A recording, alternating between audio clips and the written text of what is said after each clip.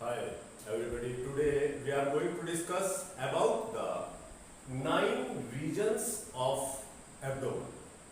यानी कि आपकी एब्डोमिनल कैविटी के 9 हिस्से, वो 9 रीजन जो है हम क्यों करते हैं, क्या उसकी जरूरत पड़ती है कि हमें एब्डोमिनल कैविटी के 9 हिस्से करने पड़े।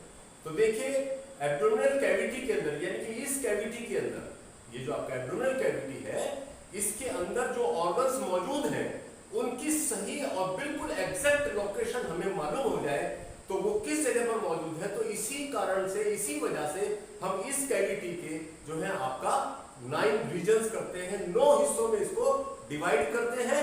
ये यहां से लेके यहां तक का ये पूरा स्पेस जो है क्या कहलाता है, ट्रंक कहलाता है। इस पूरे हिस्से को हम क्या कहते हैं, ट्रंक कहते हैं, जो कि एक पर्दे के जरिए एक मस्कुलर सेप्टम होता है, मस्कुलर पर्दा होता है मसल्स का बना हुआ, तो उसके जरिए ये जो पूरा हिस्सा है ये 2 हिस्सों में डिवाइड हो जाता है।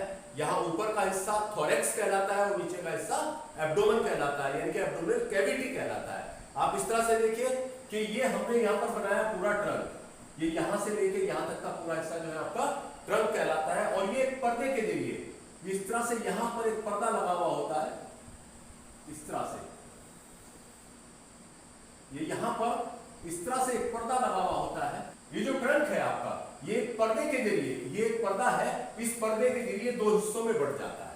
तो इस पर्दे को हम क्या कहते हैं, इस पर्दे को हम डायफ्राम कहते हैं। इस पर्दे को हम डायफ्राम कहते हैं। और इस डायफ्राम से ऊपर का हिस्सा जो है आपका थोरेक्स कहलाता है, थोरेक्स। और ये जो नीचे का हिस्सा है इसको हम एब्डोमेन कहते हैं, एब्डोमेन या एब्डोमिनल कैविटी का नाम देते हैं। तो इसी एब्डोमिनल कैविटी के हम 9 हिस्से करते हैं ताकि हमें यहां मौजूद जितने भी ऑर्गन्स हैं उनकी सही और एग्जैक्ट लोकेशन मालूम हो सके। देखिए 9 रीजन्स में हम इस एब्डोमिनल कैविटी को कैसे डिवाइड करते हैं, किस तरह से ये डिवाइड होती है आपका। तो इसमें हम क्या करते हैं, देखिए सबसे पहले हम जो है इसमें 2 हॉरिजॉन्टल लाइंस यानी कि 2 ट्रांसवर्स लाइन, एक इस तरह से एक इस तरह से, 2 ट्रांसवर्स लाइन इमेजिनरी लाइन है जो बॉडी के ऊपर हम ड्रा करते हैं, और 2 वर्टिकल लाइन, एक इधर और एक इधर, 2 वर्टिकल लाइन और 2 हॉरिजॉन्टल लाइन जो है हम बॉडी के ऊपर ड्रा करते हैं। वो हम किस तरह से ड्रा करते हैं, कहां पर वो लाइनें खींचते हैं, वो हम आपको बता रहे हैं। देखिए ये आपका जो बोन है, बिल्कुल बोन, बीचों बीच जो बोन होती है इसको हम स्टर्नम कहते हैं, इसको हम स्टर्नम कहते हैं, जो ये आपका चेस्ट बोन होती है। इस चेस्ट बोन के सबसे ऊपर की तरफ यहां पर एक नोच होती है जिसको हम सुप्रास्टर्नल नोच कहते हैं, सुप्रास्टर्नल नोच कहते हैं। और यहां पर नीचे की तरफ जो 2 हिप बोन आपस में आके मिली हैं, तो इस ज्वाइंट को हम सिम्फाइसिस प्यूबिस कहते हैं, इस ज्वाइंट को हम सिम्फाइसिस प्यूबिस कहते हैं। तो सुप्रास्टर्नल नोच से लेके और सिम्फाइसिस प्यूबिस के बीच का जो मिड पॉइंट है, जो मिड पॉइंट है, जो तकरीबन बैठता है आपका 10th रिब पर, जो 10th, ये है आपका 10th रिब, जो 10th रिब पर बैठता है, तो उसके ठीक लेवल में, उसके लेवल में यानी कि इन दोनों के बीच का पॉइंट तकरीबन 10th रिब बैठता है। तो उन दोनों के लेवल में यानी कि 10th रिब के लेवल में हम एक लाइन जो है वो आपका ड्रॉ कर देते हैं, एक लाइन हमने ड्रॉ कर दी। तो इस लाइन को हम क्या कहते हैं, इस लाइन को हम अपर हॉरिजॉन्टल या ट्रांसपाइलोरिक या सबकॉस्टल प्लेन कहते हैं। अपर हॉरिजॉन्टल यानी कि ऊपर की तरफ हमने ट्रांसवर्सली खींची इसलिए अपर हॉरिजॉन्टल।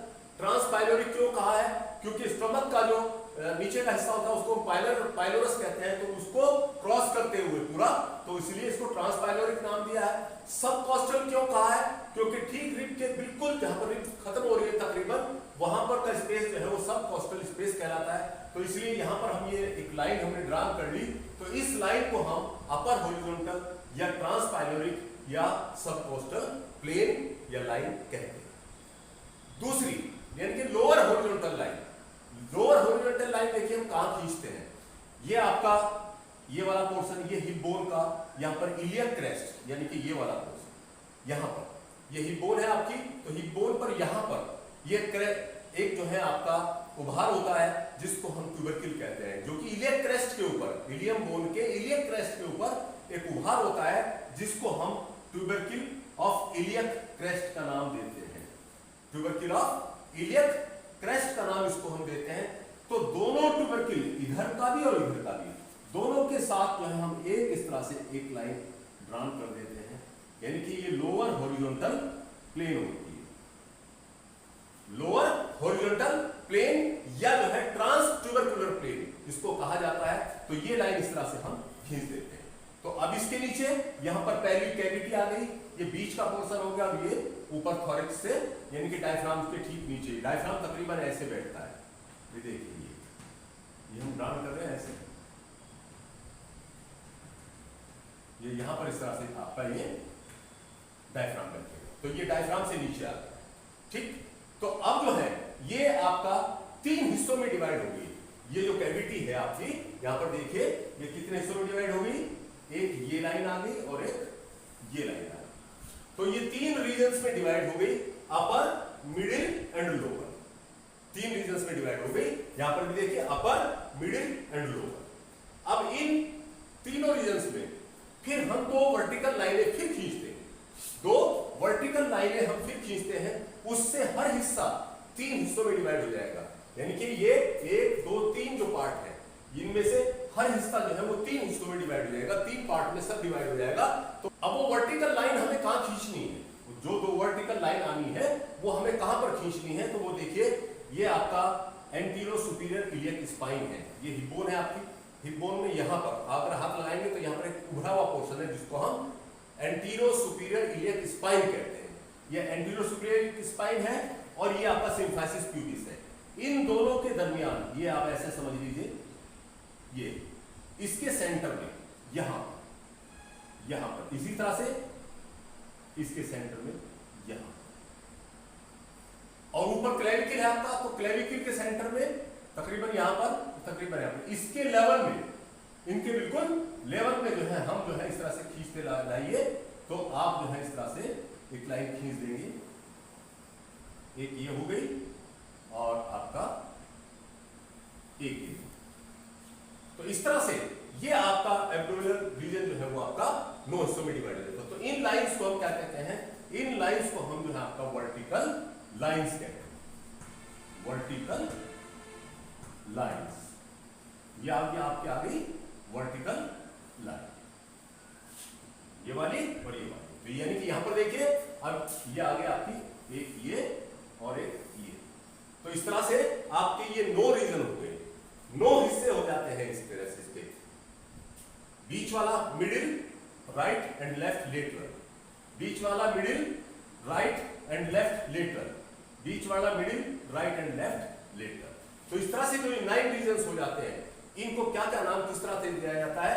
तो देखिए इस लाइन, ये जो सबसे ठीक बीचों बीच है, जहां पर आपके ये एक स्ट्रक्चर होती है जिसको हम अम्बलाइकस कहते हैं, ये अम्बलाइकस कहते हैं। तो इसीलिए इस बीच वाले हिस्से को हम क्या कहते हैं, अम्बलाइकल रीजन कहते हैं, अम्बलाइकल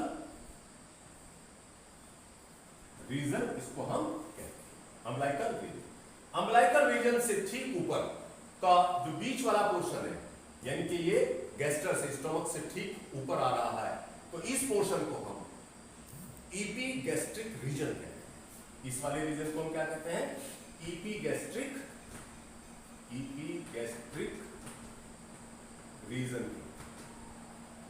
दोनों साइड में एक ये और एक ये, राइट और लेफ्ट लेटरल जो पोर्शन बच जाते हैं, जो तकरीबन रिब के नीचे आ रहे हैं, जो लास्ट की रिब्स है उनके डायफ्राम से नीचे और रिब्स के भी नीचे आ रहे हैं, तो इसीलिए उनको हम क्या कहते हैं, आपका राइट और लेफ्ट हाइपोकोंड्रियक रीजन कहते हैं। हाइपो के माने नीचे और कोंड्रा के माने होता है आपका रिब्स। तो रिब्स के नीचे जो आ रहा है स्पेस, यानी कि ये वाला राइट हो गया और ये वाला आपका लेफ्ट हो गया। तो राइट वाले को हम कहते हैं राइट हाइपोकोंड्रियक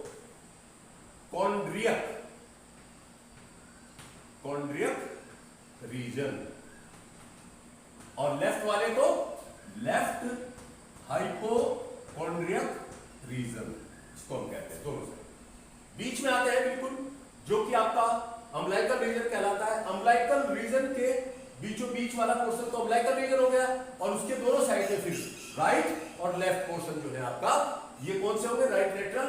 ये चूंकि आपका इसके बराबर में आ रहे हैं, इस लंबर कमर के बिल्कुल बराबर में आते हैं, तो इसीलिए इसको हम जो राइट साइड में उसको राइट लंबर रीजन कहते हैं और लेफ्ट वाले को लेफ्ट लंबर रीजन इसको हम कहते हैं। Right lumbar region, left lumbar. उसके बाद हम इसके नीचे आते हैं, अम्बलाइकस के नीचे आते हैं, तो ये तकरीबन स्टोमक से नीचे आएगा, तो इसलिए इसको हाइपोगैस्ट्रिक, जो बीच वाला पोर्शन है, इसको हम क्या नाम देंगे? इसको हम हाइपोगैस्ट्रिक रीजन नाम देते हैं। Hypogastric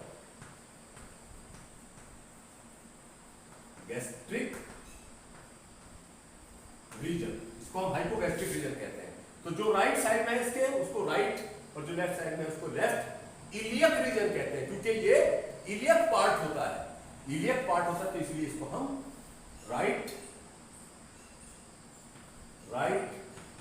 iliac reason. इसी तरह से यहां पर लेफ्ट साइड में लेफ्ट इलियक रीजन इसको हम कहते हैं। ये आपका ये स्ट्रक्चर क्या है? आपकी एंटीरो सुपीरियर लिम्ब स्पाइन। तो ये इसके दोनों बराबर में, बीच में आ गया हाइपोगैस्ट्रिक रीजन, इस तरफ आ गया आपका राइट इलियक रीजन और इस तरफ आ गया लेफ्ट इलियक रीजन। तो इस तरह से ये आपका 9 रीजन्स हो जाते हैं।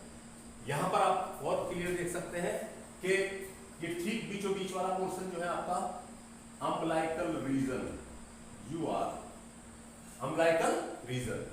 इसके ठीक ऊपर वाला आपका ईपीगैस्ट्रिक रीजन, ईपीगैस्ट्रिक रीजन।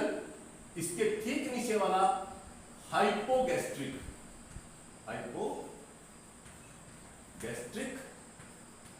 रीजन। ईपीगैस्ट्रिक के बराबर में इधर भी और इधर भी, ये वाला है आपका राइट हाइपोकॉन्ड्रियक रीजन, ये वाला है आपका लेफ्ट हाइपोकॉन्ड्रियक रीजन। इसी तरह से अम्बलाइकल रीजन के बराबर में हम आते हैं, तो ये वाला है आपका राइट लंबर रीजन और इधर वाला है आपका लेफ्ट लंबर रीजन। इसी तरह से आपका हाइपोगैस्ट्रिक रीजन के बराबर में ये वाला है आपका राइट इलियक रीजन और ये वाला है आपका लेफ्ट इलियक रीजन।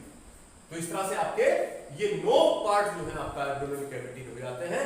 ये हम किस लिए करते हैं? ताकि हमें एब्डोमिनल कैविटी के अंदर मौजूद तमाम ऑर्गन्स की एग्जैक्ट लोकेशन मालूम हो जाए, तो इसीलिए हम एब्डोमिनल कैविटी को 9 हिस्सों में डिवाइड करते हैं। तो ये था हमारा आज का लेक्चर 9 रीजन्स ऑफ एब्डोमेन या 9 रीजन्स ऑफ एब्डोमिनल कैविटी। इसमें से अगर कोई सवाल आपकी समझ में नहीं आया तो आप हमारे कमेंट बॉक्स में डाल सकते हैं, और अगर आपको ये वीडियो पसंद आया हो तो लाइक शेयर सब्सक्राइब जरूर कीजिए। Thank you.